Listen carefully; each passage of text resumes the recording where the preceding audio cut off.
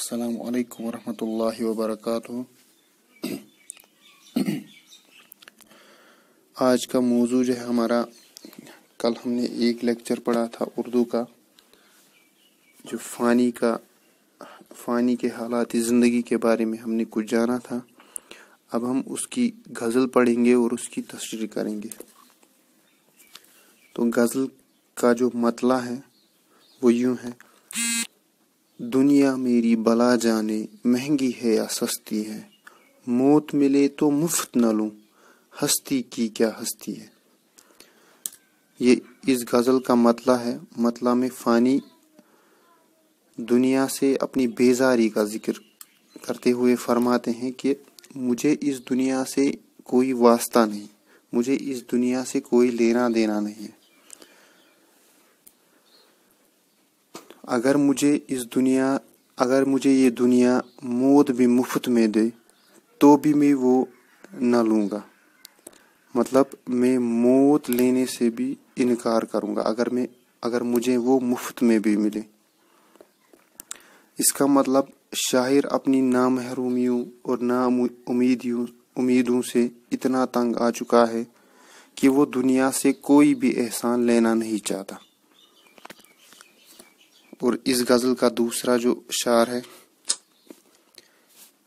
आबादी भी देखी है, वीराने भी देखे हैं, जो उजड़े और फिर न बसे, दिल वो निराली बस्ती है।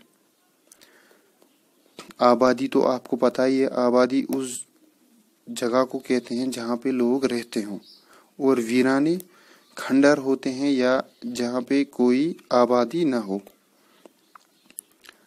उजड़ना मतलब उजड़ना भी वही होता है, वीरान होना या बिछड़ जाना।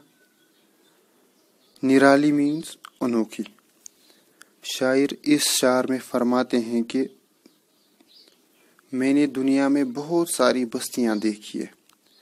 एक तो बस्तियां भी देखी है मैंने जहाँ पे लोग रहते हैं, और वीराने भी देखे हैं जहाँ पे कोई न रहता था। लेकिन दिल जैसी अनोखी बस्ती मैंने कहीं नहीं। ये बोल रहा है ना, जो उजड़े और फिर न बसती, दिल वो निराली बस्ती है। वो निराली बस्ती है मतलब ये जो दिल है ये वो एक निराली, ये वो एक अनोखी चीज है, अनोखी बस्ती है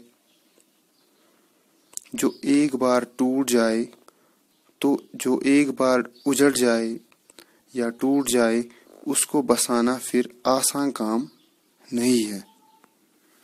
तीसरा शार यूं है: जहाँ सी शय बिक जाती है एक नजर के बदले में, आगे मर्जी गाहक की इन दामों तो सस्ती है।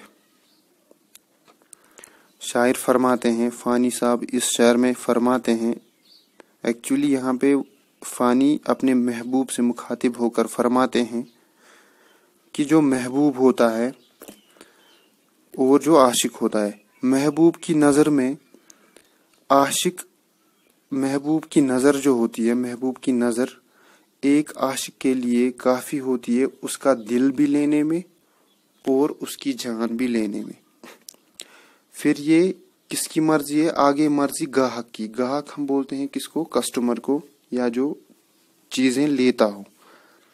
महबूब यहाँ पे ग्राहक है और जो आशिक है वो बेचने वाला है। ठीक, यहाँ पे ये असल में फरमाता है कि जो कि ये महबूब है उसकी नज़र में अगरचे कोई कदर न है, किसकी? आशिक की जान की, आशिक के दिल की, मगर आशिक एक ही नज़र में अपने दिल के साथ साथ अपनी जान भी महबूब पर कुर्बान करने के लिए तैयार होता है, अगरचे महबूब को आशिक के दिल की या जान की कोई कदर न हो। फिर चौथा शायर है: जग सूना है तेरे बगैर, आँखों का क्या हाल हुआ, जब भी दुनिया बसती थी अब भी दुनिया बसती है। शायर इस शायर में फरमाते हैं, पहले ये देखिए, जग हम बोलते हैं जगह को, सूना मतलब वीराना या उजड़ा हुआ। जग सूना है तेरे बगैर, आँखों का क्या हाल हुआ।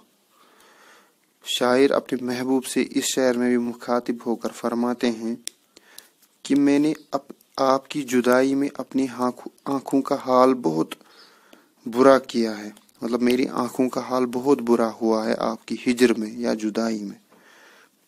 باقی تو اگر کسی کو فرق نہ پڑتی ہے اس دنیا میں، آپ کی جدائی سے اگر کسی کو فرق نہ بھی پڑے مگر مجھے پڑتی ہے۔ میں نے آپ کی جدائی میں اپنی آنکھوں کا حال بہت برا کیا ہے رو رو کے۔ دنیا تب بھی بستی تھی اور دنیا اب بھی بستی ہے، مطلب دنیا پہ کوئی فرق نہیں پڑتی آپ کے جدائی کا۔ اور نیکسٹ شعر جو ہے، آنسو تھے سو خشک ہوئے، جی ہے کہ امڑا آتا ہے، دل پر گٹا سی چھائی ہے، کھلتی ہے نہ برستی ہے۔ امڑانا ہوا گھبرانا، اور گھٹا ہم بولتے ہیں بادل کو، کھلتی ہے مطلب نہ کھلتی ہے، کھلنا جب ہم کسی پھول کو دیکھتے ہیں کہ وہ کھلتا ہے، اور برستی یہ گھٹا یہاں پہ بادل ہے، نہ کھلتا ہے نہ برستا ہے۔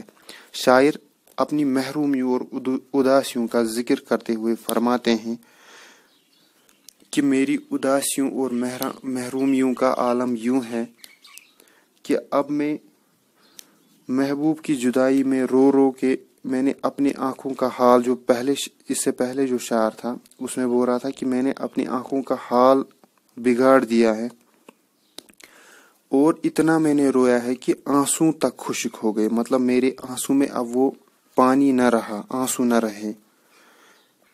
جی ہے کہ امڑا آتا ہے، مطلب میرا جی بھی میرا دل بھی گھبرایا ہوا ہے، دل پہ گٹا سی چھائی ہے، میرے دل کو محرومیوں اور نام امیدیوں کے بادل چھائے ہوئے ہیں، اور میں وہ دم بخود ہو گیا ہوں، مطلب میرا دم گھٹنے کو آ رہا ہے۔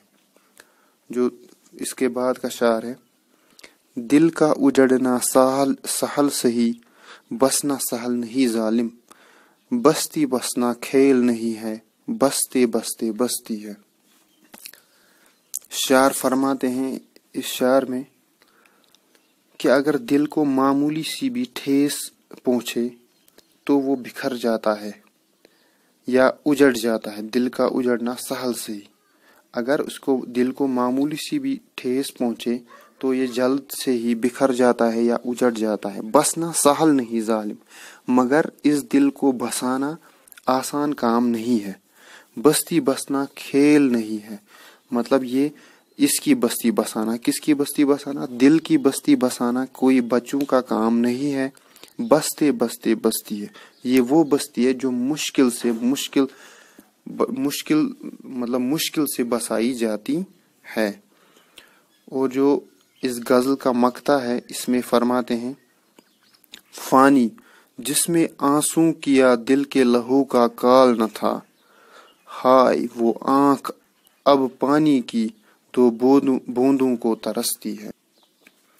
شاعر مقطع میں فرماتے ہیں جس میں آنسوں کیا دل کے لہو کا کال نہ تھا۔ شاعر فرماتے ہیں کہ میں پہلے اپنی محبوب کی یاد میں بہت زیادہ رویا کرتا تھا، زارو قطار سے رویا کرتا تھا، یہاں تک کہ میں نے اپنی آنکھوں سے آنسوں کے بدلے اپنے لہو مطلب خون کو بھی بہایا۔ وہ آنکھ اب پانی کی دو بوندوں کو ترستی ہے، مگر اب اگر میں انہی آنکھوں کو دیکھتا ہوں تو ان میں رونے کے لیے ایک بھی آنسو نہ بچا، مطلب میری آنکھیں خشک ہو چکی ہیں۔ تو یہ تھی اس فانی کی غزل جس کی ہم نے تشریح کی۔ اگر آپ اس کے نوٹس بھی چاہتے ہو تو میں وہ واٹس ایپ گروپ میں ڈالوں گا، اگر آپ ایسے بھی لکھ سکتے ہو تو that is well and good. اب نیکسٹ لیکچر تک السلام علیکم ورحمۃ اللہ وبرکاتہ۔